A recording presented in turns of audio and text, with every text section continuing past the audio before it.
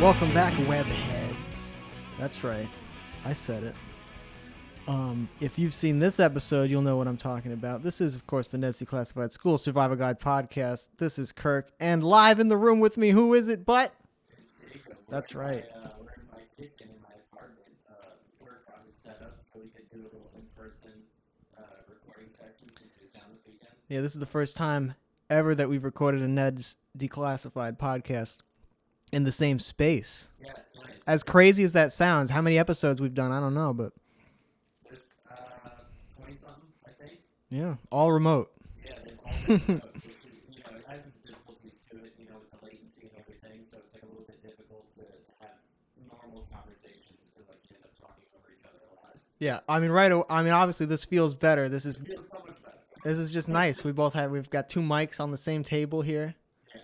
It feels right, but it was a decent pair of episodes. We watched them here with Abby. She's over there on the couch. Yeah, I think she's already deep diving into her YouTube subscriptions as we record. Okay. But yeah, so we did the Valentine's Day / school websites episode, and I think it was solid. I think it was really good. Yeah. I think I Yeah. the second half a little bit more than the first half. Which is interesting because as a topic, it's a weird topic to be about. Middle school websites. Yeah.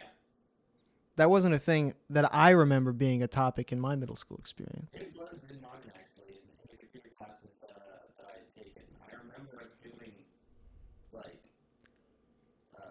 website design type stuff. I don't know what programs we were using, and we definitely weren't coding, so I don't know what it really Wix. was. But it was there. It was just like Blogspot, It was WordPress like that, stuff. More than I did, though. But yeah, the first episode was Valentine's Day, which Valentine's Day, another weird middle school thing, but like something that we did experience, obviously, both of us. Yeah, I feel like I remember they did More in elementary school, right? Yeah. Everybody gets a card. Yeah, and you have those boxes that It's a completely asexual affair, obviously. It's just about friendship. It's about friendship love. That's what it is, which is pure.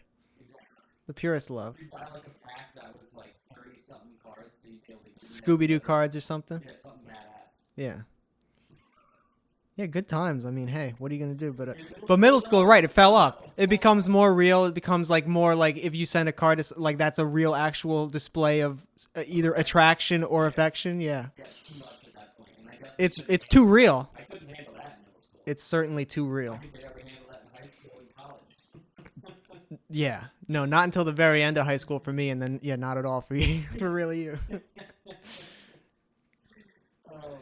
But we find out they're going to pass out roses in 5th period. So you can sign up to anonymously or not, I guess, send a rose to another person?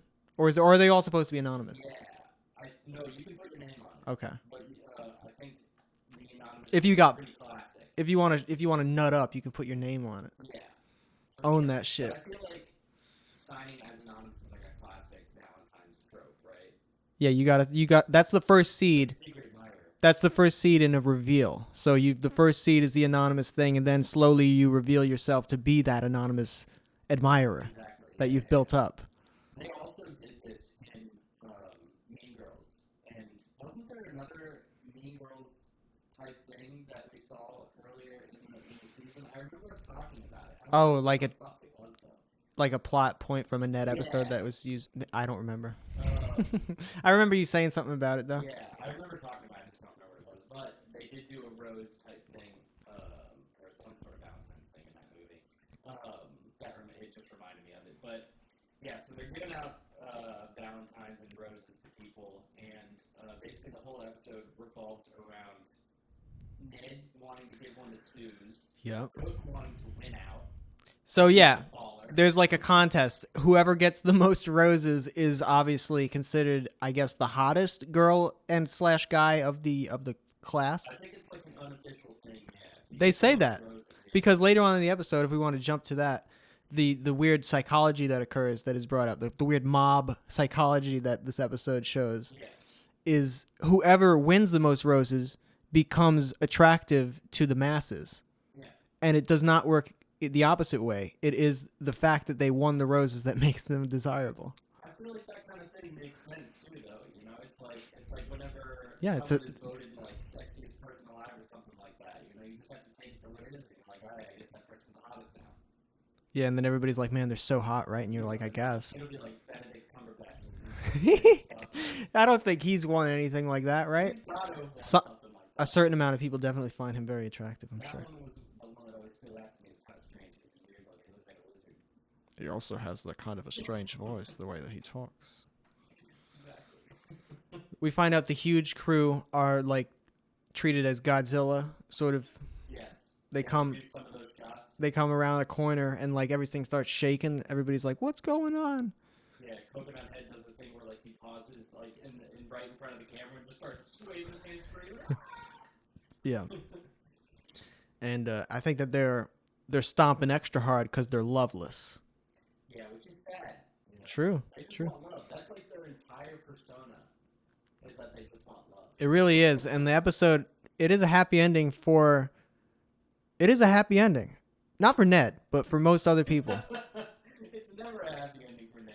Not thus far in the series. That's the thing. That's the He whole. always either gets like an even ending or Yeah. it's fine, or it was a shit ending. Yep.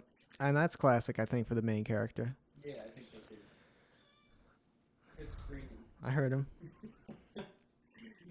But Susie and Loomer are like an explicit package again this episode, yeah. which sometimes, like you said, those take they take a break with those. So not always is it addressed that they are in a relationship, Yeah, we don't always hear about it.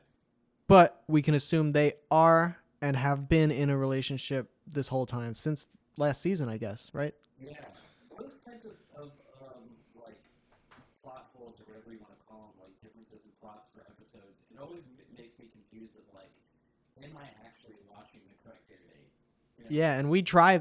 I mean, we try our hardest to watch the because correct this episode is where we jump backward in Amazon chronology because the Amazon video listing of this episode is earlier than it should be according to the air date. It's listed as episode 5 on Amazon Prime, and it's listed as episode 10 with the correct air date on IMDb, which is basically our Bible for what we go by for our podcast. We go by IMDb. Yeah. Right? It should be accurate.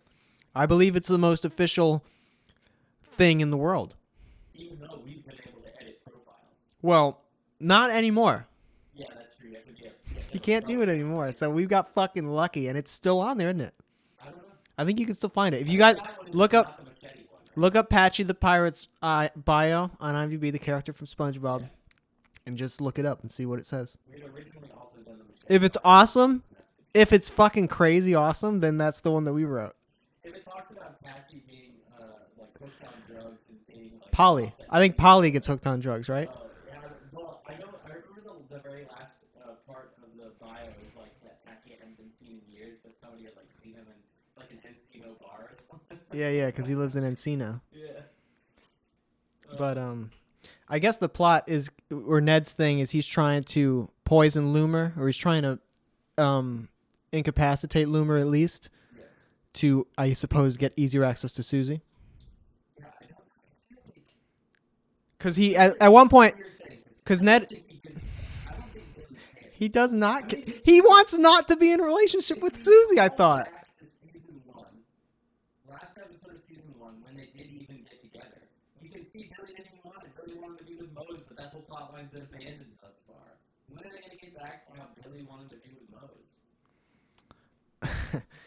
That's a good question. That's a really good, because it has not come up since last season. You're right. And I feel like that's a plot line that should have been explored more. It definitely makes sense to be a thing. Yeah. But yeah, But he's. no, they ended up going with this one where it's two like B characters, like, and it doesn't matter. I guess he's just settled into his relationship with Susie, and As much as you can with a middle school relationship, I guess. well, you don't know what their relationship is like. You don't know how advanced they are. I don't Because this episode gets pretty racy, This episode gets kind of weird. and that's what we were saying when we were watching it. We were like, wow, Um, I'm surprised they went there. Yeah, so in the beginning we see, like we were talking about with the Godzilla stuff, Coconut Head's being tossed around like a rag doll, which that shit comes up later. Throughout the whole episode, repeatedly, again and again, he gets more and more beat up, and also I think Backpack Kid also gets beat up at certain points. He does. Not as bad though as Coconut Head. No, but when they enter the cafeteria, they are both like burnt up and all. Ragged. They have what I can only call soot on their faces. Yeah, I think that they had like maybe the huge crew was like throwing matches at them. It looks like they were like being blasted by like large amounts of fire, or like near them, and they took ash from it. It's like when Daffy Duck gets his face exploded and he turns ashy, you know. Yeah. And his bill's on the back. Yeah. Mose has better hair this episode than I think she has had previously, I will say. I would call it better, but I guess maybe you don't think so. I think it was fine. It's fine. It's better it's been worse. It was different. Hey, it's been worse, yeah? I think that, yeah. Do you like the bangs better? I don't even know. I have no idea, but it is different. Seth has sick long hair too. Yeah, Seth's hair is super long. He's definitely growing it out. I think he continues to grow it out. He's got some great golden locks. You can't knock him for that. No. You think that's a wig?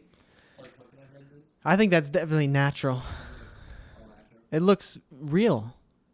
I mean, It's also longer than it was before, right? So why would he have like different length wigs? that's true. The wig that they have coconut heads is- It's consistent. Though no, his hair gets blown out though when he gets beat up. So I don't know if that's probably a different wig, right? His beat up hair is bigger. Oh, you mean that's probably a different wig than the perfect? Yeah, yeah. Maybe. They probably have one that's always blown out, fucked up looking, crazy.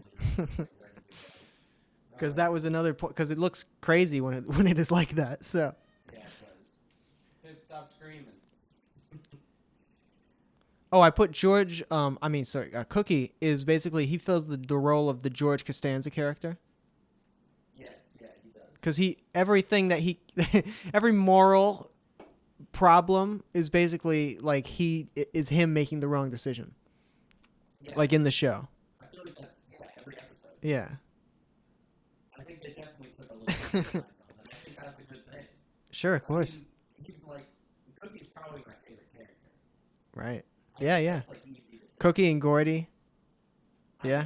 I think I like Gordy less now than I used to. That's fair. That's a good point. Because it's like it's easy to. Such a shithead. He's unlikable in a lot of ways. Yeah, he is. He's very unlikable. He causes a lot of problems and he takes zero responsibility ever for them. Yeah, and that's kind of shitty.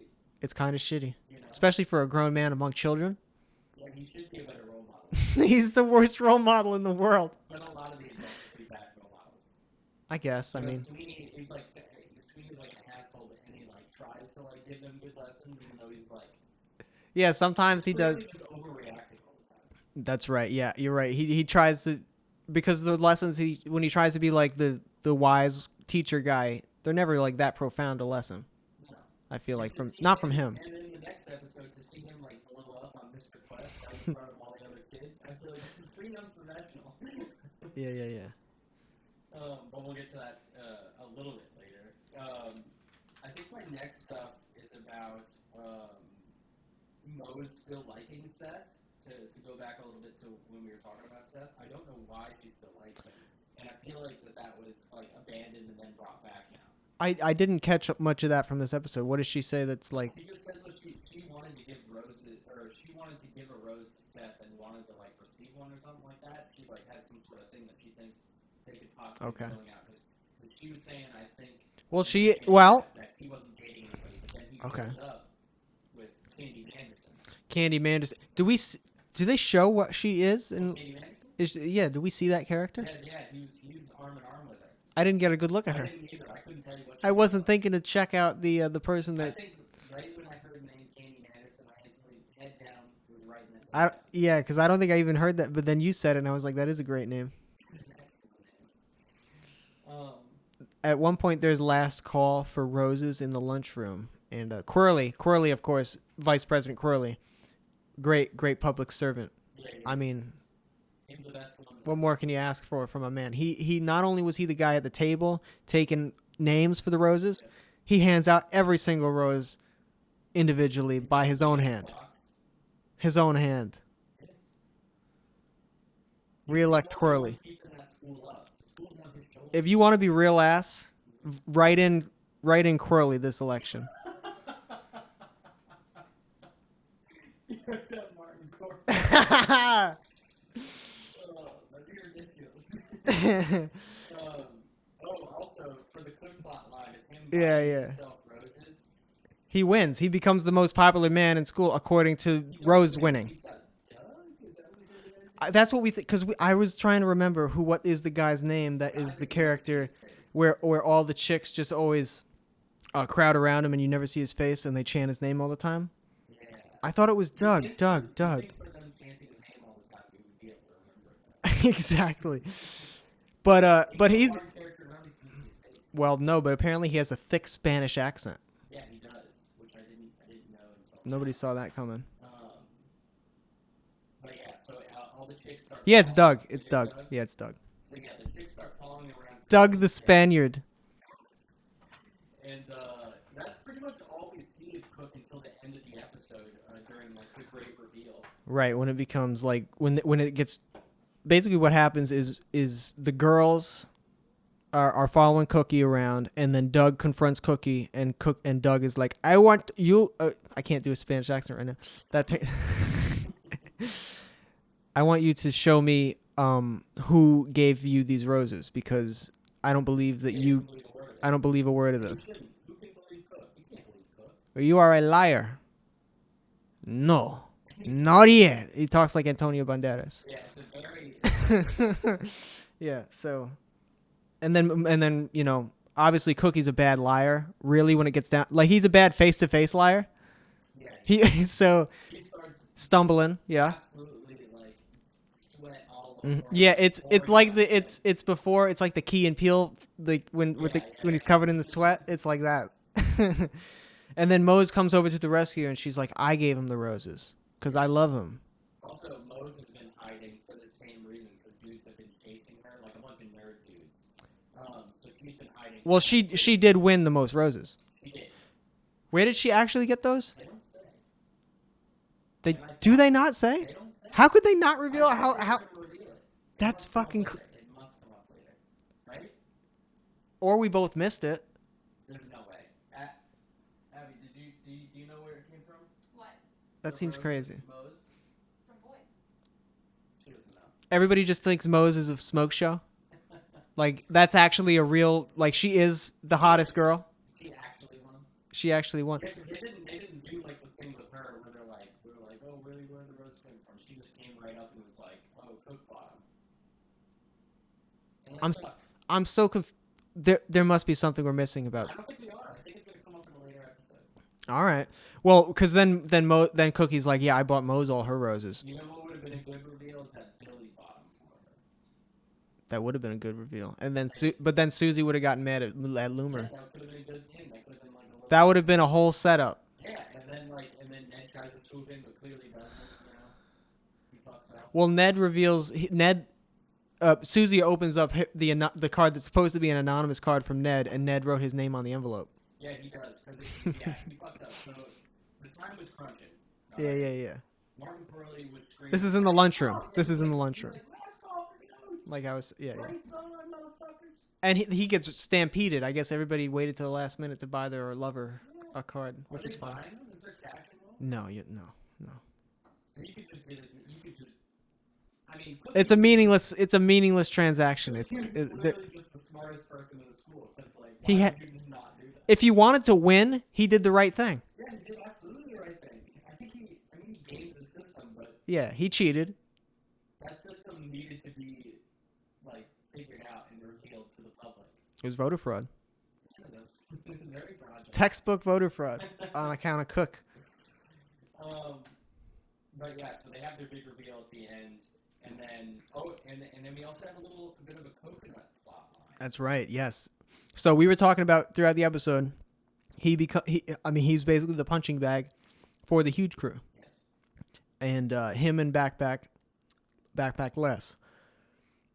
What is the thing that makes it to where they are allowed set the 7 minute? Because what ends up happening is basically the huge crew is told that they're going to get 7 minutes in heaven, right? In a locked, Yeah. So lightless closet with the Ned, the body of Ned. Ned and Coconut had a little like one-on-one session, and Ned's basically like, "This is the worst Valentine's ever," And Cookie's like, it's been all right for me, dude. Yeah, Coconut Head's like, "This is kind of tight, you know. People don't normally like me, but I've been tossing around by the huge crew." Whatever the fuck he says. Well, at one point he says, "Why aren't you?" Because they decide not to throw him, Yeah. and because I think they get a card from Ned or something, They do, yeah. or they think they get a card from Ned. They get the card that was supposed to go to Susie. That's right. And he's like, why aren't you throwing me? I'm cute and tossable. And literally earlier I was like, he's the most throwable character in the show. You did say that, yeah. And so that was pretty good. Almost on time with when they say it on the show. I said it earlier, but I was like, so I called it well ahead of him saying that. So he said almost the same thing. But then he's like, he basically reveals that he's been enjoying this beating, and it's been not loving torture this whole. It's been just aggressive. It's just torture. But it turns into Contact. it's human contact is the thing. And I don't think Coconut Head gets any sort of human contact ever in his life. I feel like his parents don't give him human contact. He doesn't have a girlfriend. He's got no friends, basically. And I haven't felt that until this episode, but now I agree. I mean, I agree with everything you said. I have to. I think it's the only thing that makes sense in the Netiverse. Yeah. And it's unfortunate, but yeah, so they set up... He's learning about himself. They set up this really fucked up thing where basically Ned and Coconut Head are like hiding in the janitor closet with the lights off, and the huge crew's in there. They think they're making out with Ned, and slash beating him up, but... Who knows what they're doing? They could be doing any number of things to him That's true, in the darkness. All we hear is like just horrible sounds, but in reality, it was actually. I mean, we see like hold on, the janitor window. You know, it's got the blinds. The blinds are banging up against. Like, I mean, ruckus. The door is a knocking, as they might say. Yeah. So the room is a rocking. The really funny part to me was when the huge crew comes out of the closet and Ned doesn't, and Cookie's just like, They killed him. They killed him. He just starts crying. Yeah. His But body yeah, couldn't Ned handle comes it. out unscathed, and Coconut Head comes out stumbling with a bunch of kiss marks all over. Yeah. He gamed the system, and it's you know you could say he definitely took advantage of 3 women there. Who, Coconut Head did? Yeah, they both did really. They duped them. That's a thing that happens in I think a lot of 80s movies. I think that the switcheroo is a thing that has happened in a lot of 80s movies. Yeah, I think that it was definitely. I will put, and I wanted to say this. My note is Coconut Head was sucked dry. That's what I wrote. Could not write that. That is true. But that's fucked up. It's not fucked up, and I think that we wanted to like. I mean, it's just crazy that it's in the episode. It's fucking crazy that it's in the episode of Ned's. It is pretty strange, but I think that type of switcheroo was like. It's a thing in like I think Revenge of the Nerds and several other 80s movies. I mean, I haven't seen Revenge of the Nerds. I haven't seen it. All I hear is that it's very problematic. Very problematic. But for this episode, that's pretty much the plot. So I think we can move on to the rating right now. Yeah, I think. Well, actually, you always go first in the first half. Go ahead. Well,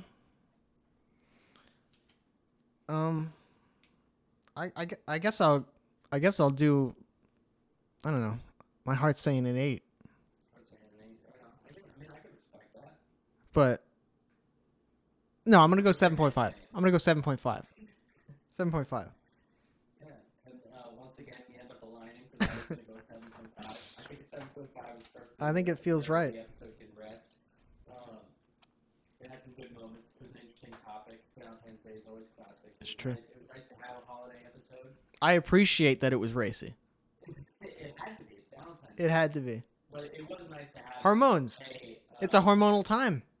Yeah, to have a holiday episode that wasn't just like the classic holidays. I mean, Valentine's Day is still a classic holiday, but it's like a B holiday. Yeah, but I guess in a sitcom, it becomes more prominent of a thing. Yeah, but I think it's just because I always think of like as the holiday special, shows always at least do a Christmas and Halloween. Yeah. That's like the bare minimum. Yeah. You don't always get about. You're right. No, you're right. Like Jimmy Neutron, yeah, it was Christmas and Halloween. All right, so then on to the next half of the episode, school website. Another heavy Mr. Quest episode. Yes, Mr. Quest is there, and it straight up opens with the crew wanting to go into the teacher's lounge, which is apparently some sort of like hippie smoke den. It's like an opium den / rave party. Which is strange, and Mr. Quest is like some sort of bouncer for it. He's the bouncer. He's the showrunner. He's like, he's the head guy. Who put him in charge? He's the last person you want in charge for a goddamn thing. Well, I think that's the perfect place for him. I think that he should be in, he should be the bouncer for an unofficial rave situation. I feel like that's where he would be. He's basically a wook. I just don't think he's tough enough. He's not tough enough to be a bouncer. You're right. That's fair. He's weak. But see it later on in the episode. Fucking Mr. Sweeney screams at him, and he folds. He folds straight away. yeah. Well, Mr. Quest he basically, I guess, asked Cookie to design the school's website for him because Cookie, I assume, is still on a day-to-day basis doing, better than 50% of Mr. Quest's job. I think he is, yeah. I think that Cookie essentially runs the IT for the school. He's keeping it running. He's maintaining it. Yeah. I think that most of Cookie's time is spent in the server room, keeping it going, keeping that shit.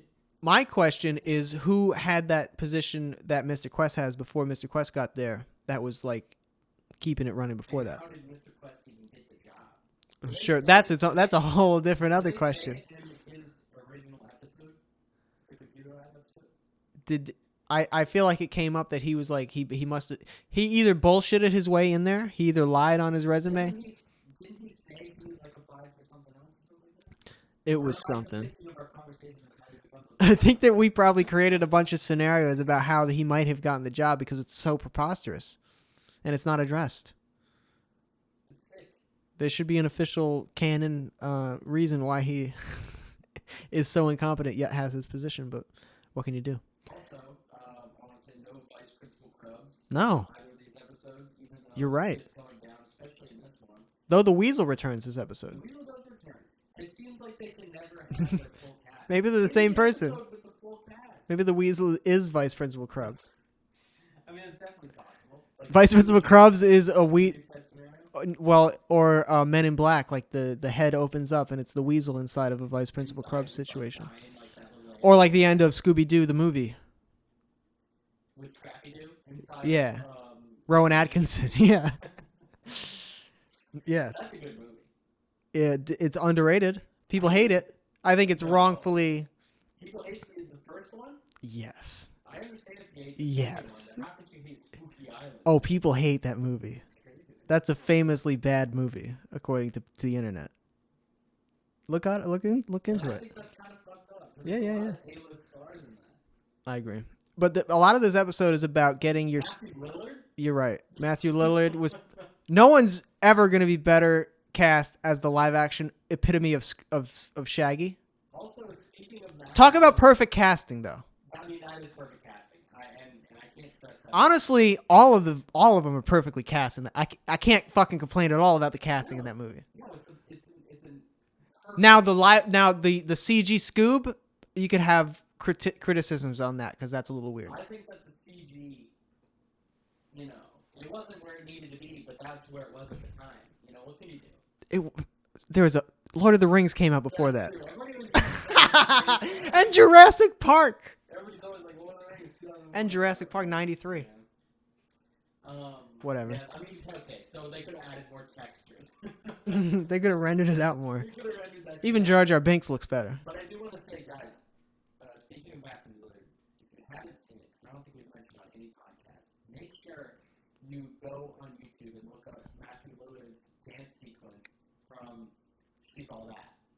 She's All That? Yeah, that's it. Right? It is the best dance sequence I've ever Holy seen. shit, I haven't thought about that in a while. We'll have to watch it after this. First of all, that whole movie's pretty watchable, so... Oh, yeah. I mean, if you haven't seen the movie, go watch the movie.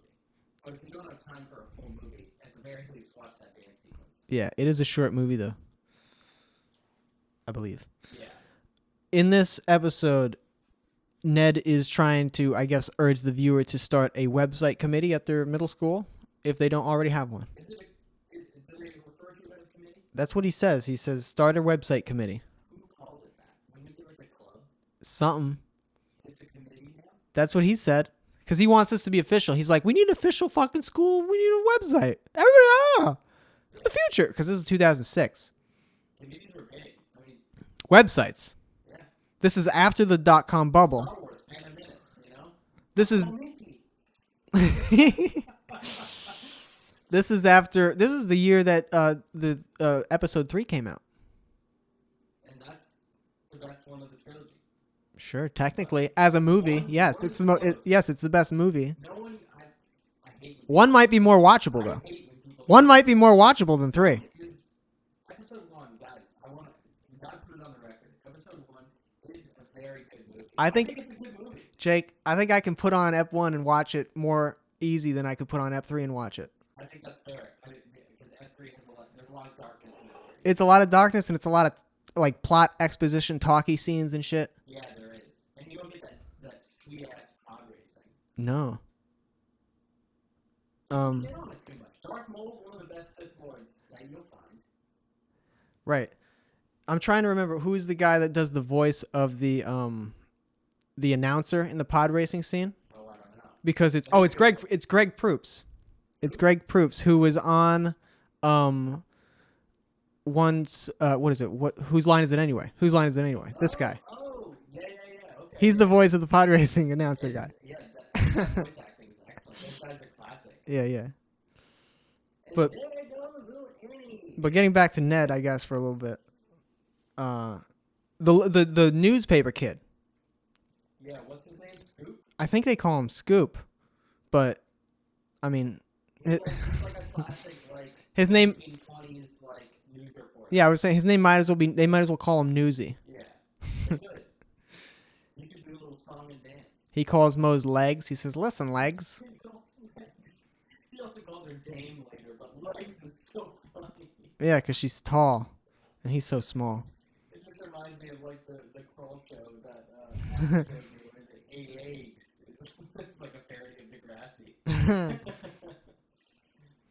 Sweeney says, "Well, webheads," because they're doing website shit. Yeah, as a throwback to.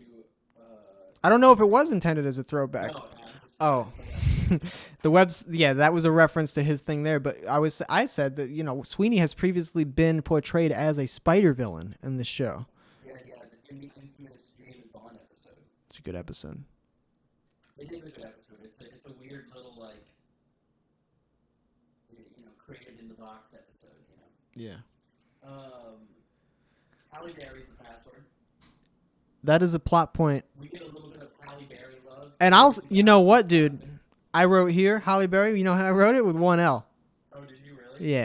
I wrote it with. Like Haley's comment, I guess. Haley's comment is with 1 L, but apparently Halle Berry's name is spelled with 2 L's. We learned. I wrote it with 2 L's. H-A-L-L-E. Yeah. The correct way to spell it is with 2 L's. Yes. And that becomes a plot point. It does. If it only had 1 L, it would be Hail Berry. Sure. Yeah. Yeah. And we did say, this is 2006. So 2002, Die Another Day comes out. We get that scene in Cuba. She's coming out of the water. All right. Catwoman, 2004. Obviously, she's just like Catwoman. Yep. X-Men, all throughout that whole time, she's got the silver hair. Yeah, she's Storm. This is prime Halle Berry time. She's the hottest woman on earth, maybe. Yeah, they say that she won an Oscar. I don't know what she won an Oscar for. They say it in the show, though. That may or may not be true, but I can't falsify it. Nope. Yeah, I'll look it up. While you're looking it up, we also get some dope, what is labeled as wolf cam in the episode. Yeah, the wolf cam. It actually ends up being the weasel cam because they don't say how it happened, but the weasel has a full computer camera strapped to his back like a GoPro. And he's been climbing around the school the entire episode as they're trying to find him. And he's getting into all sorts of little trouble. So he ends up sneaking up on Sweeney. Yeah. And we see Sweeney picking his nose hard. Did you find out? Yeah, she did win it for 2002's Monsters Ball. 2001's Monsters Ball. What the hell is that? Never heard of that movie before in my life. You're telling me that's Oscar worthy? Her performance was considered by the Academy to be Oscar worthy. Okay. So. That's impressive. Sure. For a movie I Never heard of. about. And it came out the same year. I think X2 came out. So. Was X-Men 1, is that 1999? I think so. Actually, X2 might have been 2000 then. So I don't know. I think it's 99. I think that's dead on. 99. Yeah, I think that's You perfect. can usually feel when a movie is 99. It's the amount of hairspray. In that one, that's how you know. Uh, There's a sick part where the Scoop, I'm going to call him Scoop, photoshopped Moses' face onto like I guess a bikini like model's body and like also another person's face. Yeah, some other person that's on the volleyball team. Yeah. He's trying to get clicks. He's trying to get traffic. Which, in a way, he created child porn. He did. No, he definitely did. Right? Even if the body is the body of a grown woman, he put the face of a child on it. Yeah. And he didn't do a good job. He didn't blend it at all. Yeah, no. It didn't look real, but he still did it. This is pre-deep fake, so he didn't... No, it wasn't a deep fake. No, because some of the deep fakes are pretty good. Yeah. But no, he wasn't able to do it. Technology. It was very shit. But of course, Mose is not happy about it. No, because everybody, for some reason, even though it looks super fake and dumb and trash, everybody's like, oh shit, this is a cop video. Mose, I didn't realize you were such a smoke show. The nerd guy looks her up and down. You noticed it? Yeah. You go back. Like, nice website, Mose, and he does a glance thing, like, you know, he's not looking at her ass, but he makes the face like he's looking at her ass. Yeah, because she's not facing the right way. No, no. He just like looked at her groin. Yeah, he looked at her groin. He got a camel toe shot, and he walked away. It's horrible. It's terrible. It's the glasses kid, by the way.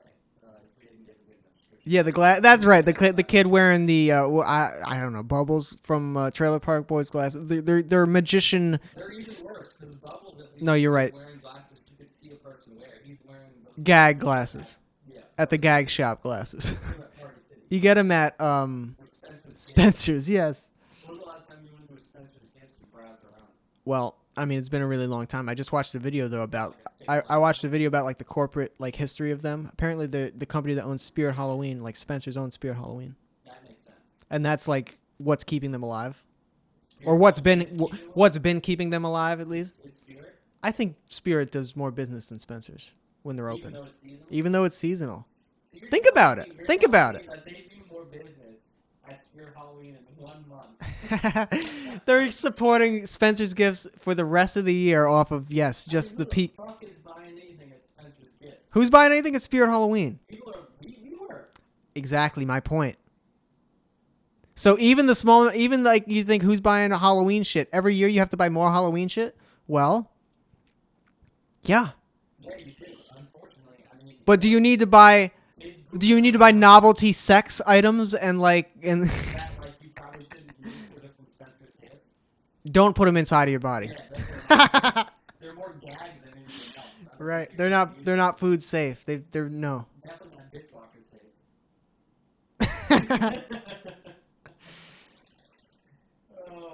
But yeah, so Sweeney picks his nose on Cam.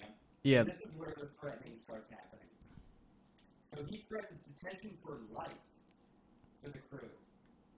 And then he also threatens to fire Mr. Glass. You're out, dude. I don't know how he has the power. He has the power. How? He's on a board. He's on a committee. I mean, if it was one teacher that is on the committee, it's definitely him. Yeah, he's like Snape. Yeah, he is like Snape. He's very much like Snape. In so many ways. When was the last time you watched Harry Potter movies? Like all of them? Yeah. I mean, I haven't seen all of them Oh, you haven't seen all of them? in a long time. Yeah, I haven't seen most of them since the theater. And I wanted to rewatch Yeah, that's them. true. They're not on fucking any platform. You have to buy those bitches on Prime. You can't even, you can't go on anything and stream it. What production company made them? Isn't it Warner Brothers? Probably Universal. Universal? No, it is Universal. It's at Universal Studios. That makes sense. But like that doesn't like that shouldn't like still there's Universal movies on all different platforms. So that's I mean that just must be JK. She just wants those residuals. She's crazy. You know what? Let's get a hashtag. Get Harry Potter on Netflix. Get it on YouTube. Harry on Netflix. Everybody, if you have it on DVD, I need you to just upload it on YouTube. If everybody uploads it on YouTube, they can't take them all down. That's true. Commit mass intellectual property theft. Yeah, but first, before you guys do that, sort of hive mind that. You need to hive mind on At Instagram. Daniel Curtis Lee, Devin Works Harder, aka Devin Work Heiser, and Lindsay Shaw. And Lindsay Shaw is always Pinky, DJ Pinky, aka Pinker whatever, man. Pinkerton something. What's his name? Weezer album. What's his name? I don't know. But Lindsay Shaw was always posting like glamour shots. I don't know if Weird. it is weird. It's really weird. Whenever I switch to the Harbor Boys account, I'm like, she's Oh yeah, Lady M Shosters at Lady M Shosters. Hit her up. Be like, hey, while you're posing in this weird leopard singlet in a sexy but like not that sexy way. I feel like it's also because I just picture her. Yeah, I get it. Fuck yeah. Like it's also just because I just know her from a kid's show, so like it's weird to me.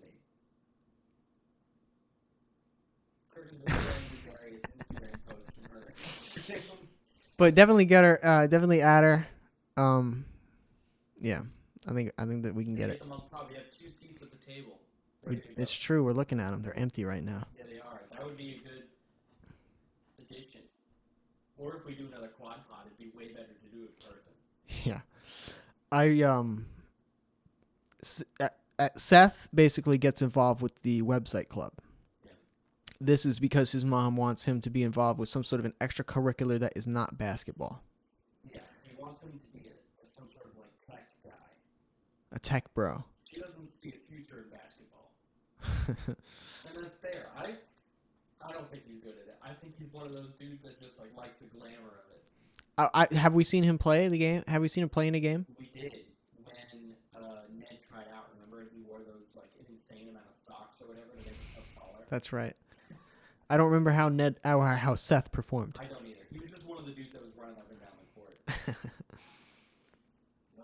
Yeah, he may or may not be good. I don't know. Mr. Quest is playing some early VR technology at one point. Virtual Boy style. Yeah, I guess it was not as old as the Virtual Boy, but like. But just the shit, probably. Probably shitter. You think worse than the Virtual Boy? The Virtual Boy is like notoriously awful. It is not VR. It is notoriously awful. It is not VR. What he had might not have been VR. It probably wasn't. It probably wasn't because it was 2006. Yeah. Although that was like a thing in pop culture though, because like I remember in the original Sims game, I don't know. No, the concept. Yeah, the concept but, of. Yeah, but like you could, VR was in the game. Like you could give your Sim VR, even though like in real life it's just like it wasn't a thing. Yeah, the idea of it.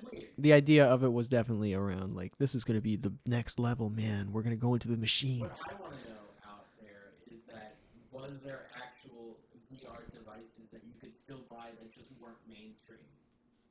Like if you were a baller, crazy person that was like super into technology that wanted to be on the cutting edge. Yeah, exactly. Yeah. Probably. Like to be the first. Like I mean, like yeah, it's like being a person that had internet in like 1993 or something. Exactly. Yeah. So probably the same person. That's probably the same person that got VR in 2006. One of those OG like web hippie guys. Yeah, VR is a crazy thing. We have a VR headset, and it still feels like it's early VR. It does. It does. Like they can still do so much more. I mean, I've done it a little bit here with you, and it's definitely fun. I can't even imagine what it's gonna be like in the future. It's gonna be fucking insane. It's gonna be like Ready Player One and shit like that. Maybe. Yeah. Which is gonna be kind of dope. Yeah. It's gonna be kind of sick. Yeah. I mean, I know at some conventions they have the ones that are set up to where like they have cameras in the room, and so like you can free move around like an entire labyrinth of rooms. That's crazy. In VR, so you think you're doing shit in this like crazy thing. Are you gonna have to? So people are gonna have to have a whole room in their house created like that. Have rooms dedicated to VR. Those are people are usually like eccentric streamers, but eccentric millionaires. Yeah. Yeah. Tony Stark people. Lesser. Okay. That's fair.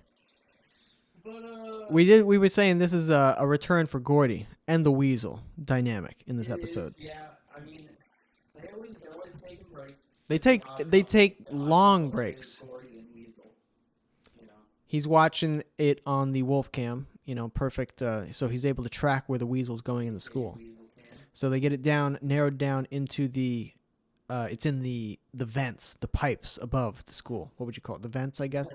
The AC. No, not the pipes. It's in the ducts above the classrooms. Yeah. And so Gordy has we can only describe as a weasel that he's killed. stuffed and dressed up like a weasel bride. Yeah. Literally like a weasel pinup. Yeah. Because there was no wedding gown. It was, what was it, just a wig? Was it wearing a bikini or something? It was wearing like a dress and like It was wearing a dress? Yeah. Okay. So yeah, he has it dressed up like a weasel hooker, I guess we'll say. Trying to lure the weasel to be caught. Did it work, do you think? I think that the weasel was not fooled for 1 second. You don't think that the weasel was fooled from afar and then pissed, and that's why it went after Gordy so hard? It might have from a very afar. The weasel didn't get his leg. He's like, well, imagine if okay, assuming. Being a pent-up creature. Well, fuck. Imagine if it is a cadaver of a weasel that's been fucking the weasel just starts banging it. It's just like. That's I mean, like, or the walk up and then the reveal. That's like a real life version of the scene from The Shining where it's the hot chick in the fucking bathtub and then he hugs her and it becomes a decaying woman. Oh God. That's what happened to the weasel in the duct. Yeah.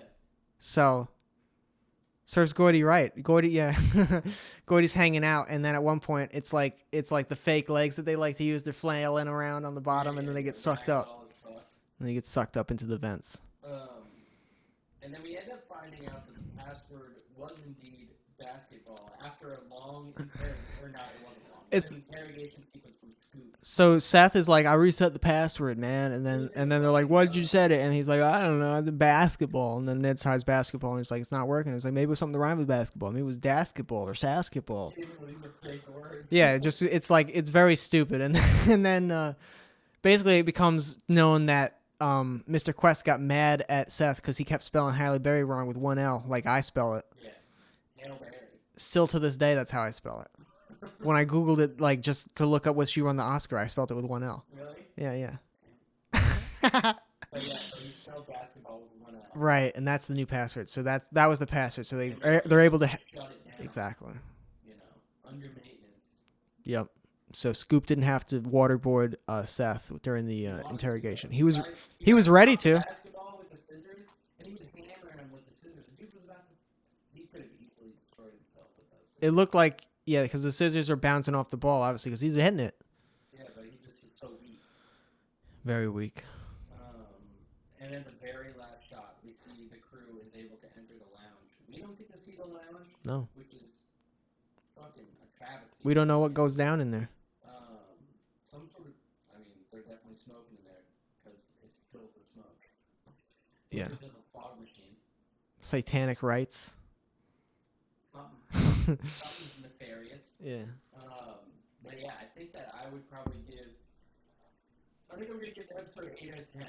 Yeah, I'm gonna. A little bit better than last time. That's the previous half. And the reason I bumped down the previous half to a 7.5 is because I knew in my head that I wanted to give this part an 8. Exactly. I'm So. glad that we're aligned. Yeah.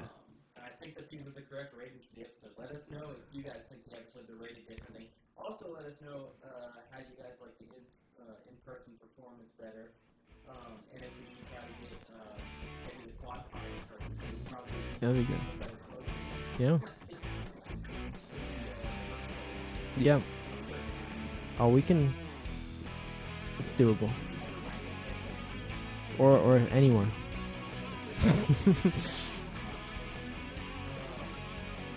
Yep. Oh yeah.